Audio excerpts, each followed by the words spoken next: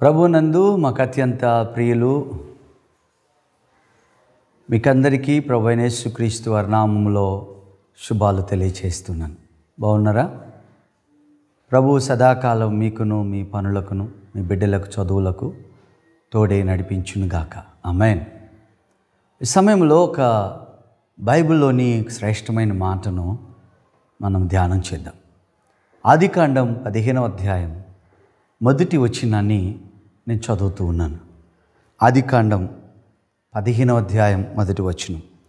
ఇవి జరిగిన తర్వాత యెహోవా వాక్యము అబ్రహామునకు దర్శనమందు వచ్చి, అబ్రామా, భయపడకుము, నేను నీకు కేడెము, నీ బహుమానము అత్యధికమవునని చెప్పాను. చదవబడిన లేఖన భాగములలో అబ్రాము దేవుని చేత పిలువబడ్డాడు. అబ్రాము కుటుంబముగా దేవుడు పిలిచి దేవుడు నడిపించాడు. అబ్రాముతో దేవుడు అన్నాడు, నేను పెక్కు మందిని చేస్తానని వాగ్దానం చేశాడు. అయితే అబ్రహాం జీవితంలో ఒక కొదువ, అన్నీ ఉన్నాయి కానీ అతని జీవితంలో కొదువుతో బాధపడుతున్నాడు. ఆ ఇంటిలో ఉన్న అబ్రహాము భార్య శారా అవమానముతో నిందతో బాధపడుతుంది.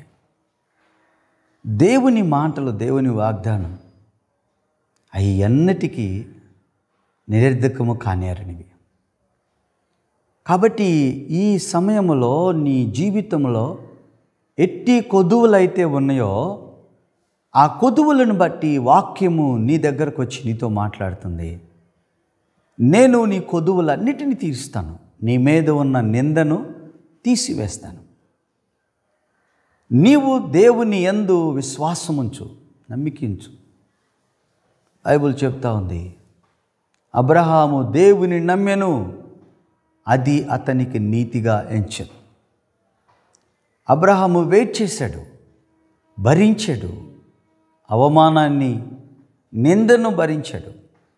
భరించిన దేవుని వైపు చూశాడు.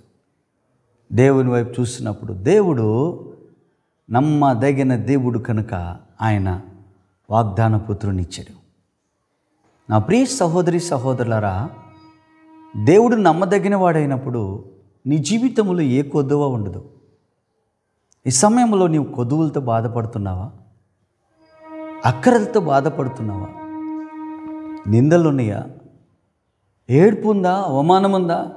నీ ఇంటి వారే నిన్ను దూషిస్తూ హింసిస్తూ ఉన్నారా? నీ ఇంటి వారే నిన్ను అవమానపరుస్తూ ఉన్నారా?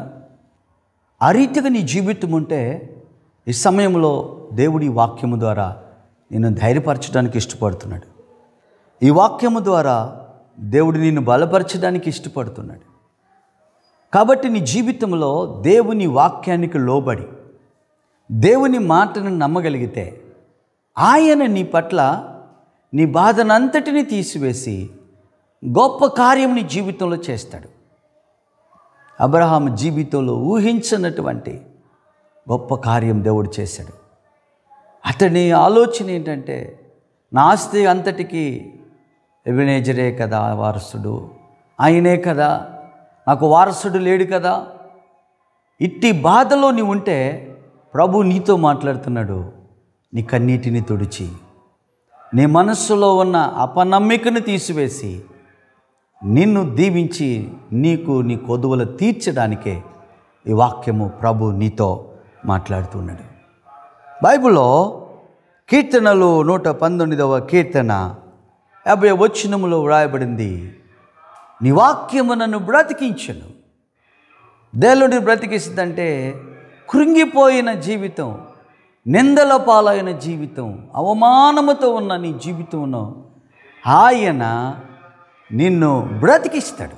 కీర్తనలు 119వ కీర్తన 50వ వచనం, నీ వాక్యమే నన్ను బ్రతికించను, నా బాధలో అది నెమ్మది కలిగించను. వాక్యము నీ జీవితంలో, నిందలో, నీ అవమానములో, నీ చింతలో, నీ ఆవేదనలో, నీ దుఃఖములో ఆ వాక్యము నిన్ను ఆదరించగలుగుతుంది. కాబట్టి నీ జీవితంలో ఎట్టి నిందతో నువ్వు బాధపడుతున్నావో, నీ ఒంటరిగా నువ్వు ఏడుస్తున్నప్పుడు ప్రభు నిన్ను చూశాడు. నీ జీవితంలో అంగలారుస్తున్నప్పుడు ప్రభు నిన్ను చూశాడు. నీ నీ ఇంటి వారు నిన్ను అవమానపరిచినప్పుడు ప్రభు చూశాడు. భయపడద్దు, విశ్వాసం ఉంచు, వాక్యమందు నమ్మిక ఉంచు.